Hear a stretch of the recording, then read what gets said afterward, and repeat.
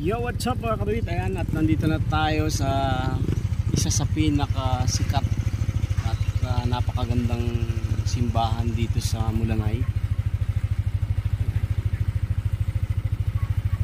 Ina ng Laging Saklolo. So napakaganda niya simbahan na yan. So dito gaganapin yung kasal ng aking pinsan. Ayan, tingnan natin. So yan, oh.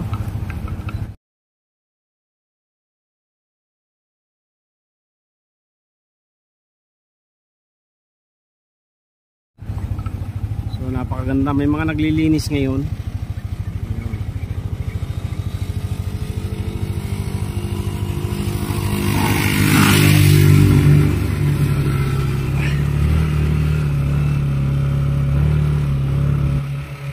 So may daanan siya dito papasok.